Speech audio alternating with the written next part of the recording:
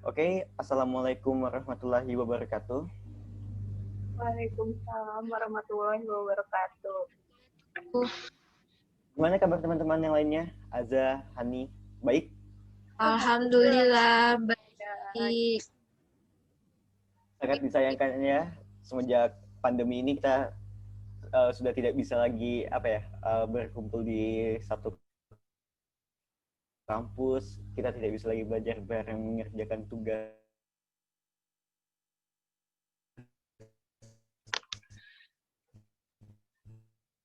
maupun apa. Terima kasih atas waktunya Hani sama Aza telah meluangkan waktu untuk melakukan sebuah podcast yang dimana semoga dapat mengedukasi bagi kali ini mungkin kita akan membahas tentang topik gender yang ada di Yaman. Nah, mungkin di sini aku mau tanya deh, Hani, kalau menurut kamu apa sih pandangan kamu dengan arti kesetaraan gender gitu? Kalau menurut pandanganku ya, kesetaraan gender itu bukan berarti kita kayak kita membenci laki-laki atau apa gitu loh. Tapi melalui kesetaraan gender ini wanita pengen hak-haknya itu disamaratakan dengan laki-laki. Nah, kan uh, banyak banget nih negara yang masih kental banget patriarkinya. Contohnya di negara-negara Arab di kawasan Timur Tengah itu bisa dibilang mereka kurang aware gitu loh sama hak-hak wanita gitu. Dan bahkan di sana pun banyak banget uh, wanita yang didiskriminasi gitu loh. Mereka nggak punya hak, mereka itu kecil banget dibandingkan dengan laki-laki gitu. Nah, menurutku sih kalau di zaman sekarang ini ya, di zaman sekarang ini tuh seharusnya nggak ada pembeda gitu loh antara wanita dan laki-laki gitu. Harus sama hak-haknya mereka gitu. Jadi semua orang nggak mandang gender entah itu wanita atau laki-laki, mereka punya akses yang sama, punya hak yang sama di dalam segala aspek gitu. Menurutku gitu sih.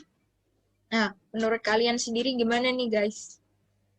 Kalau menurut Azza, gimana? Apa sih kalau menurut arti kesetaraan gender gitu menurut Azza? kalau menurutku ya kesetaraan gender itu tuh kayak adil gitu nggak sih, kayak misalkan uh, antara laki-laki dan perempuan itu tuh nggak ada tuh yang namanya pembeda, kayak perlakuan atau didiskriminasi gitu. Jadi hak-hak mereka tuh sama gitu. Sekarang kan sering banget ya gitu, ada yang setelahnya kita berumah tangga gitu, ada beberapa orang yang masih ini kayak udah kamu perempuan, kamu di rumah aja gitu, aku yang kerja gitu. Jadi kita tuh kayak nggak punya kebebasan buat apa namanya buat apa ya. Oh, sebagai cewek dan cowok itu bisa saling toleransi satu sama lain gitu tanpa memandang adanya suatu kekuasaan gitu. Iya, Nah, benar benar benar. Gak ada kalau kita pembeda gitu. melihat, jadi sistemnya podcast ini kalian bebas gitu mau melakukan apa ya, kalian mau ketawa mau melakukan apapun nggak apa-apa. Uh, Soalnya kita ingin membawanya santai gitu. Kita podcast ini tidak ingin adanya suatu ketegangan yang dilakukan apa ya sebagai pembicara maupun sebagai moderator. Jadi kita bawa santai aja. Kita ngobrol seperti biasa, saling mengeluarkan pandangan satu sama lain. Apabila mungkin ada yang berbeda pendapat,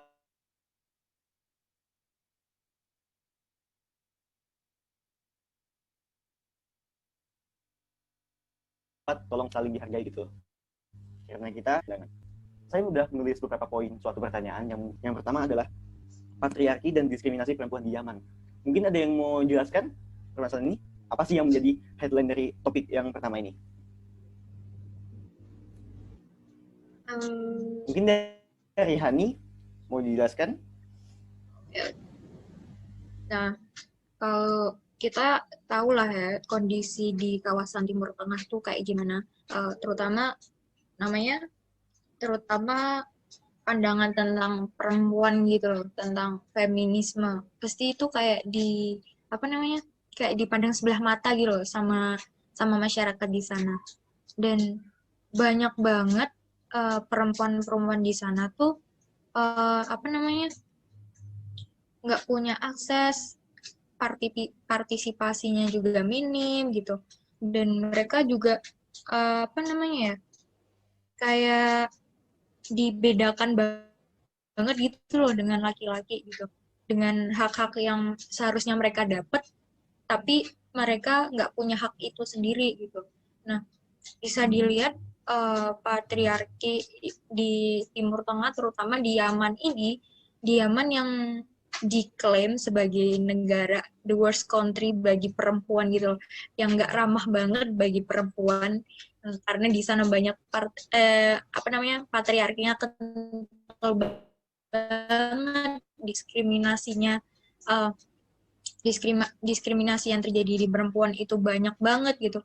Dan pemerintah pun uh, kayak apa namanya, kayak tutup kuping gitu loh, mereka nggak mendengarkan suara-suara perempuan yang selama ini dikeluarkan oleh apa namanya, aktivis feminisme gitu, seolah-olah suara mereka ini dibisukan gitu loh, kayak di mute gitu. Pemerintah ini sebagai apa namanya, sebagai mengayomi masyarakat lah ya, seandainya mereka sebagai lembaga yang seharusnya ngasih hak-hak ke masyarakat, ngelindungin masyarakatnya, tapi di sini malah pemerintahnya seakan-akan nggak peduli gitu loh dengan hak-hak yang perempuan yang terabaikan selama ini gitu. Sangat disayangkan banget sih. Jawaban yang sangat menarik, apalagi melihat dari sisi perempuan ya, yang dimana sebagai korban gitu. Kalau Azza mungkin mau berikan pandangan mengenai poin yang ini? Kalau dari aku, Halo. menurut pandanganku ya, apa namanya, dilihat dari perempuan, apa feminisme yang ada di ini, gerakan feminisme yang ada di Yaman itu ada ini gerakan, ada seorang perempuan, ada wartawan, dia tuh jurnalis gitu kan, dia tuh memperjuangkan hak-hak apa namanya, hak-hak perempuan gitu. Dia apa namanya, apa, ingin memperjuangkan hak-hak perempuan yang ada di Yaman gitu, biar guys, suara aku ada nggak? Ada kok, ada. Ada. Jadi tuh ada seorang jurnalis bernama Tawakul Karman. Dia ini tuh memperjuangkan banget hak perempuan gitu yang ada di Yaman. Dia tuh pengen adanya kesetaraan gender gitu, biar antara perempuan dan laki-laki di sana tuh nggak ada pembeda gitu. Mau di apa namanya, bidang pekerjaan, di keluarga atau di masyarakat lainnya tuh aku tetap ada kesetaraan gitu antara laki-laki dan perempuan. Kalau dari aku gitu sih. Jawabannya sangat bagus ya. Lihat juga ada perannya aktif. Nah, tapi tadi sudah sempat disinggung nih, ada namanya Tawakul Karman, yang dimana nih salah satu sosok perempuan yang memberikan suatu inspiratif, di mana dia ingin adanya keadilan dari kesetaraan gender. Nah, dan hal tersebut sudah saya masukkan juga di poin kedua dalam pertanyaan, di mana seberapa besar sih pengaruh Tawakul Karman dalam gerakan feminisme yang ada gitu. Ya, mungkin tadi sudah disinggung dikit sama Azza gitu mengenai siapa sosok dari Tawakul Karman. Mungkin Hani ingin memberikan pandangan gitu mengenai sosok Tawakul Karman ini sebagai gimana sih dalam memberikan kesetaraan gender yang ada di sana. Oh, oke. Nah, dari yang aku tahu ya, dari yang aku tahu nih, Tawakul Karman itu mempunyai pengaruh yang besar banget di gerakan feminisme Yaman gitu loh. Bahkan dia sampai dapat Nobel karena memperjuangkan, nggak hanya memperjuangkan hak perempuan sih, sebenarnya dia memperjuangkan hak-hak politik, apa namanya, pas terjadi Arab Spring kan di Yaman dulu tahun 2011 kan ada kayak perpecahan gitu kan, perperangan buat apa, menurunkan presiden mereka. Nah, si Tawakul Karman ini juga berperan penting dalam demonstrasi itu gitu loh. Bahkan dia jadi penggerak terdepan buat menggiring demonstrasi, buat menyuarakan suara mereka untuk menentang pemerintah yang otoriter gitu loh. Nah, dari pemerintah yang otoriter ini tentu banyak ngerugiin masyarakat gitu loh. Kayak adanya korupsi, adanya banyak masyarakat yang apa miskin gitu, nggak dapat hak-hak mereka gitu-gitu kan. Nah, si Tawakul Karman ini tuh dia sadar akan hal itu gitu loh. Jadi dia mencoba buat mendirikan suatu organisasi yang dinamain Women, bentar guys, apa namanya, lupa gue. Aku tahu. Women Journalists Without Change bukan sih? Oh iya, benar-benar banget. Sorry guys, lupa gue. Oh, santai. Iya. Nah, di awal organisasi ini didiriin pada tahun 2005. Nah, dalam organisasi ini dia menjadi sarana buat perempuan-perempuan di Yaman. Sebenarnya nggak di Yaman juga sih, nggak dikhususkan di Yaman, di seluruh dunia bahkan bisa gitu. Buat menyuarakan suara mereka, pendapat mereka mengenai feminisme, mengenai diskriminasi yang mereka alami gitu. Bahkan dengan adanya women jurnalis ini bisa apa namanya, kayak ngebangun organisasi feminisme lainnya di Yaman gitu loh, yang turut berpartisipasi menyuarakan hak perempuan mereka gitu. Jadi dari organisasi ini jadi tombak lah, jadi tombak baru bagi perempuan di Yaman gitu. Sangat menarik ya melihat ada salah satu aktor yang seharusnya banyak mendapat dukungan tapi mendapatkan juga pro dan kontra gitu.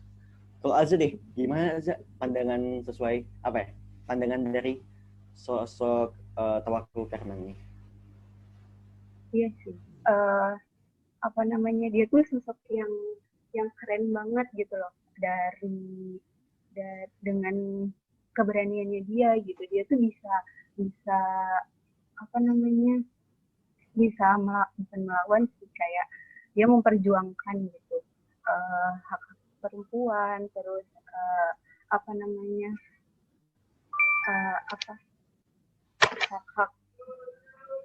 hak perempuan, terus yang kayak dibilang Hani tadi, dia tuh sampai bisa menggulingkan apa namanya, pemerintahan yang otoriter pada apa namanya, pemerintahannya Ali Abdul Saleh itu kan. Terus dia juga ini apa namanya, apa, dengan perjuangannya dia gitu, dengan perjuangannya dia mempertahankan hak perempuan itu, dia tuh jadi ini loh, jadi apa, memperjuangkan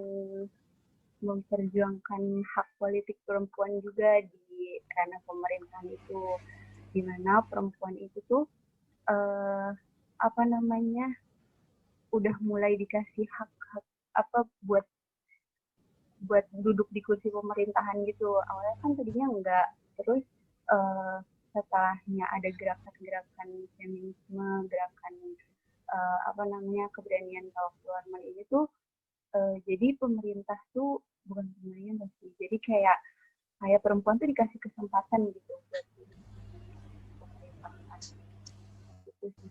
Halo? Dari tadi nggak ada suaranya ya?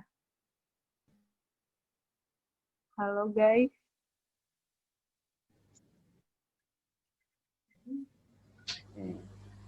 Beri ada suara juga. Sinyalnya, dan soalnya di Jogja lagi di Jogja lagi hujan, jadi mungkin mohon maaf kalau misalnya ada gangguan suara asing ataupun sinyal gitu. Soalnya Iya, yang seharusnya podcastnya mungkin nih akan lebih baik dilakukan iya. secara tatap muka dan melakukan tag video. Namun karena adanya faktor alam, ya udah kita harus memaklumi gitu di masa pandemi ini juga kita sangat disayangkan ya kita tidak bisa melakukan tatap muka gitu. Padahal saya sangat kangen banget dengan teman-teman kampus saya. Mungkin kalian juga kayak gitu. Banget, kangen Jakal. Banget. Saya mungkin ingin berikan pandangan juga sih mengenai apa namanya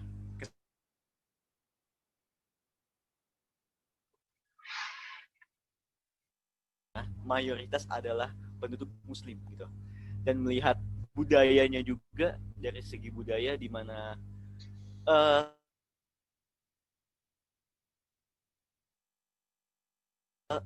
baik Nabi Muhammad maupun utusan-utusan yang dijadikan sebagai pemimpin gitu. Nah, kalau melihat dari sejarah, di mana memang pria yang sudah diyakini sebagai yang dapat memimpin suatu kelompok gitu. Jadi hingga sampai sekarang juga dapat dikatakan budaya itu masih ada gitu. Pemikiran itu masih ada bahwasanya pemimpin adalah pemimpin itu seharusnya yang berasal dari agama Islam dan seorang pria. Nah, itu salah satu pandangan saya yang kuat. Jadi mengapa adanya kesetaraan gender di kawasan Timur Tengah maupun di Yaman sendiri itu kayaknya agak sulit gitu. Tapi melihat dengan majunya zaman gitu, dengan banyaknya pemikiran maupun teori-teori yang dimana memberikan suatu dampak yang besar gitu, kayak misalnya teori feminisme, di mana feminisme itu memandang bahwasannya kesetaraan gender yang dimana tanpa membandingkan antara pria dan wanita memiliki suatu hak yang sama baik dalam pekerjaan maupun dalam segala lainnya. Nah, kayak misalnya ini, saya ambil contoh salah satu negara di Meksiko. Mungkin kasusnya agak berbeda tapi sama, dalam artian sama. Kedua negara ini sama-sama masih ada patriarki, jiwa patriarki yang sangat besar, di mana di Meksiko dalam sejarahnya itu perempuan banyak banget yang sangat didiskriminasi hingga sekarang juga. Banyak juga terjadinya femicide. Kalau kalian tidak tahu femicide itu adalah di mana laki-laki membunuh seorang perempuan atas dasar kekuasaan gitu. Karena hegemoni laki-laki di Meksiko itu sangatlah kuat gitu.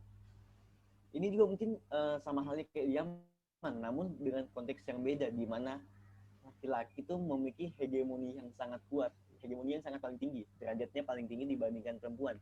Jadi perempuan itu seharusnya selalu menurut dengan apa yang dikatakan oleh laki-laki. Mungkin itu saya memiliki pandangan itu. Jadi mengapa Yaman tuh masih bisa terjadinya adanya ketidaksetaraan gender. Nah, dan salah satu ini Tawakkul Karman kayaknya menjadi salah satu sosok yang sangat penting di Yaman. Mengapa?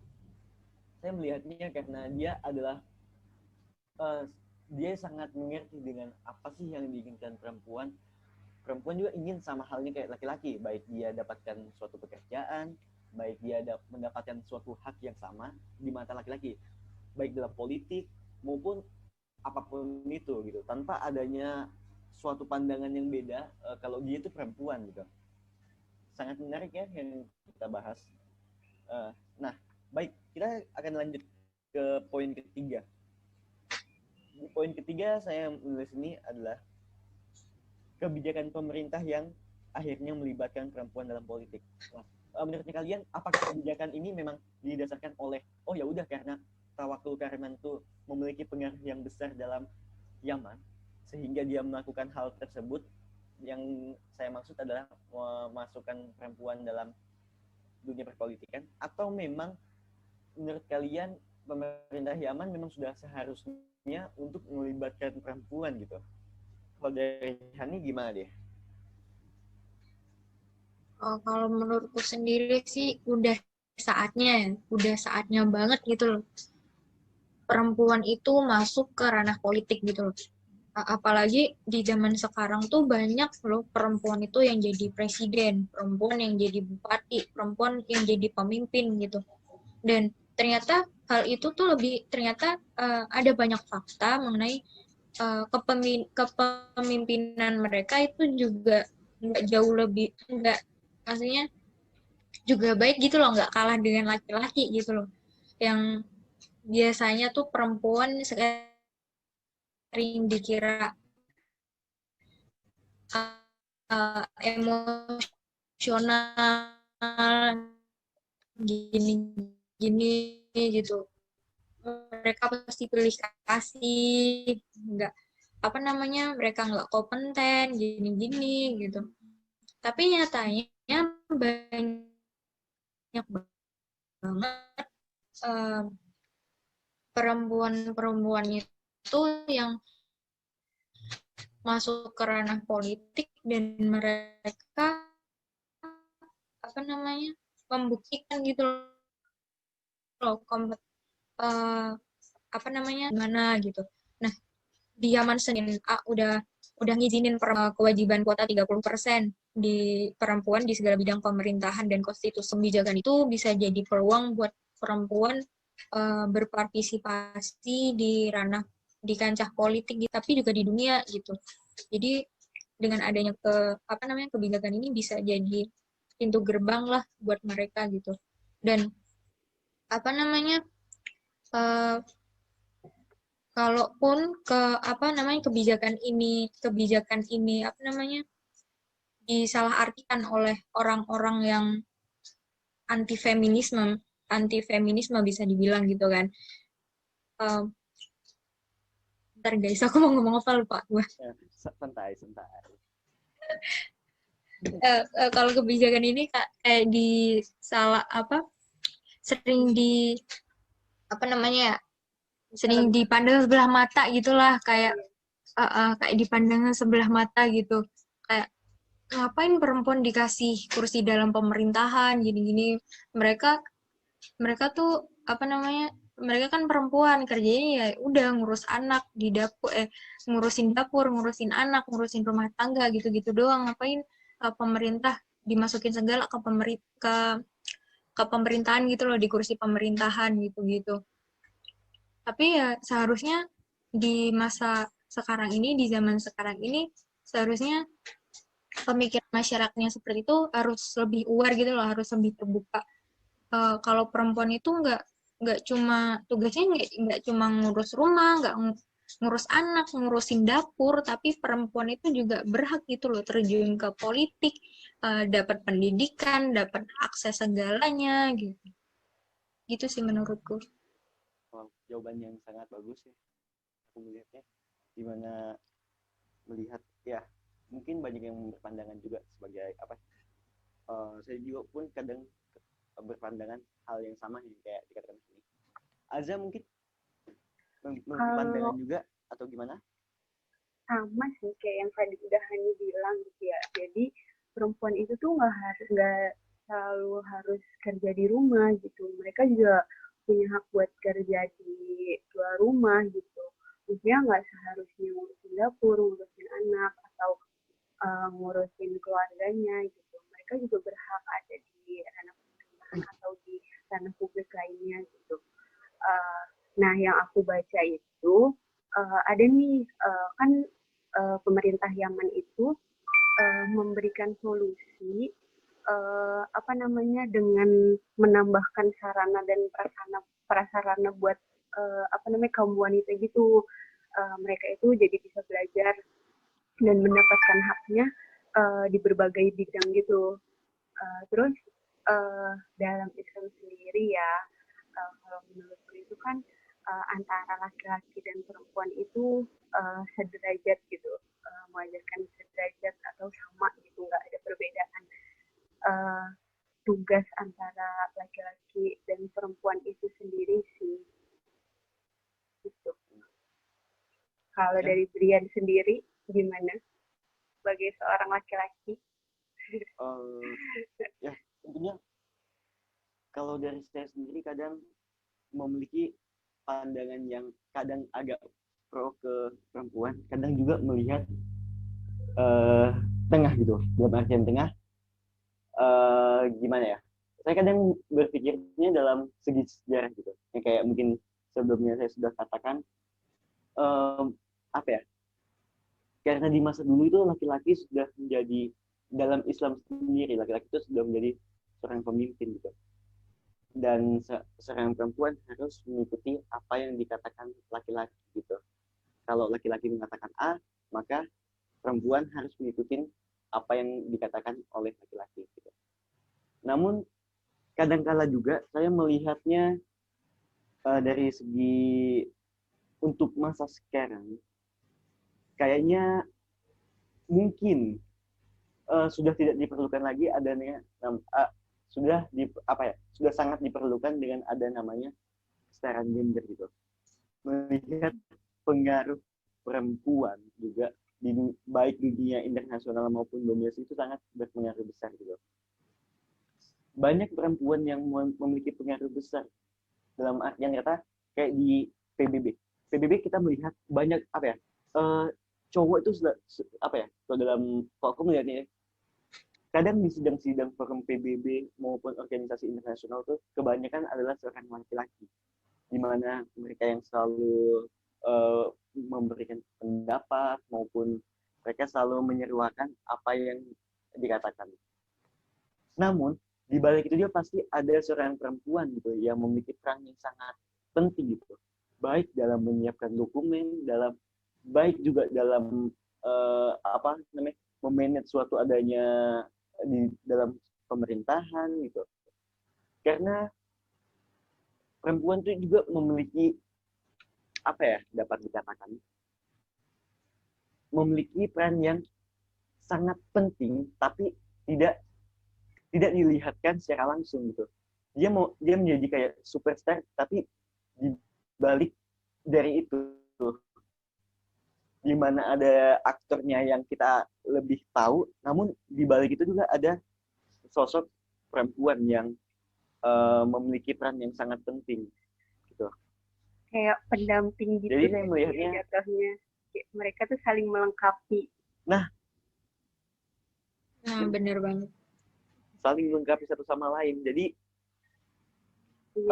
tidak bisa dipungkiri lagi bahwasanya kedua peran dari laki-laki maupun perempuan sangat penting gitu. Saya memandanginya selalu kayak gitu untuk melihat saat ini. Gitu. Iya, benar. Tapi kalau misalnya,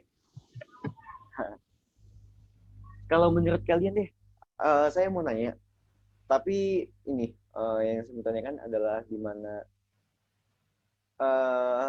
apakah dengan yang dilakukannya tawakul karena ini dapat mempengaruhi dunia internasional lainnya nggak sih?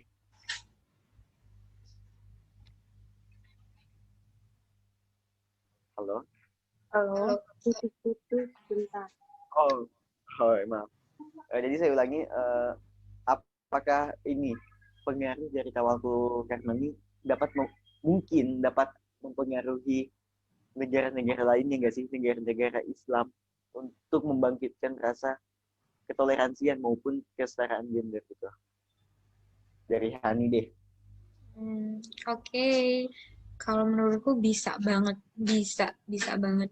Dengan pengaruhnya yang gede ke negaranya aja, dia bisa dapat Nobel gitu loh. Apalagi dengan dia dapat Nobel itu justru apa namanya, ngasih tahu kalau misalkan Tawakkul Karman ini jadi perempuan, salah satu tokoh yang mempunyai pengaruh besar gitu loh, di nggak cuma di Yaman tapi juga di dunia gitu loh. Dan dengan adanya dobrakan Tawakkul Karman ini di kancah di lingkup feminisme ini juga nyadarin dunia gitu loh, kalau seberapa parah sih patriarki di Yaman itu seberapa parah sih diskriminasi di Yaman itu kayak gimana, keadaan di Yaman itu gimana. Jadi kayak Tawakkul Karman tuh sebagai kayak nge-show gitu loh ke dunia, gini loh kondisi perempuan di Yaman tuh, gini loh keadaannya mereka, mereka diskriminasi, patriarkinya kental banget, perempuan sering mendapatkan kekerasan dalam rumah tangga, kawin muda, dan hal itu penting banget gitu loh penting banget dibahas di kancah internasional, terutama di kayak rapat-rapat PBB gitu loh. Kayak banyak banget negara-negara yang masih perlu bantuan kita nih dari negara-negara yang masih tertutup dengan feminisme ini, agar mereka sadar gitu loh bahwa perempuan itu juga berhak berperan di kancah berhak berperan di mana, di lingkup global gitu loh, nggak cuma diem aja di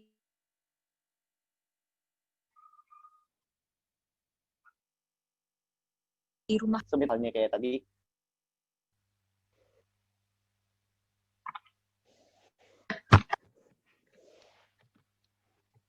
halo. Enggak. Iya. Kalian Mungkin mau ingin. Oh, bisa diulang nggak Tinggal pertanyaannya? 6 menit lagi. pertanyaannya mungkin menurutmu apakah Tawakkul Karman ini dapat mempengaruhi dunia internasional lainnya? Kalau menurutku perlu banget sih, karena kan kita tahu sendiri ya, nggak hanya di Yaman aja gitu, ketidaksetaraan gender ini, jadi negara-negara lain juga banyak. Nah, dengan ada Tawakkul Karman ini, dia tuh bisa jadi kayak role model gitu nggak sih buat negara-negara lain, biar lebih aware lagi sama kesetaraan gender ini. Itu sih. Gimana? Guys, Baik. suaraku ada nggak? Ada kok. Ada, oke. Ada, aman. Aman. Takut nggak ada suara. Sangat bagus ya tadi yang kita debatkan dalam podcast ini, yang kita perbincangkan, di mana kita membahas topik ini. Halo, ada yang kita perbincangan adalah masalah feminisme, di mana saya sendiri sebagai laki-laki tentunya memiliki pandangan yang beda ya dengan kalian yang sebagai perempuan. Mungkin closing statement adalah ya mungkin kesetaraan gender juga harus dapat diperhatikan di dunia internasional, di mana kita juga melihat pengaruh perempuan itu sangat banyak gitu. Bukan hanya laki-laki saja yang memberikan pengaruh yang sangat besar gitu. Ini juga patriarki di dunia internasional lainnya itu masih sangat banyak gitu, dan kadang terjadinya sebuah diskriminasi yang dilakukan oleh laki-laki terhadap kaum perempuan. Mungkin itu saja yang saya ingin katakan. Terima kasih atas waktunya teman-teman. Semoga sehat selalu ya, semoga pandemi ini cepat berakhir dan kita dapat berkumpul lagi di kampus Universitas Islam Indonesia, kita dapat belajar bareng lagi dalam satu kelas. Ya, semoga keadaan cepat membaik dan semoga kalian sehat selalu ya, teman-teman. Amin. Kalian jaga kesehatan. Stay safe, stay healthy. Stay healthy. Semoga kita bertemu lagi nanti. Ya, amin. Semoga kita bisa apabila ada waktu kita bisa melakukan podcast ini secara tatap muka ya. Itu akan lebih asik tentunya. Terima kasih atas waktunya teman-teman. Saya tutup ya. Wabillahi taufik wal hidayah. Wassalamualaikum warahmatullahi wabarakatuh. Waalaikumsalam warahmatullahi wabarakatuh.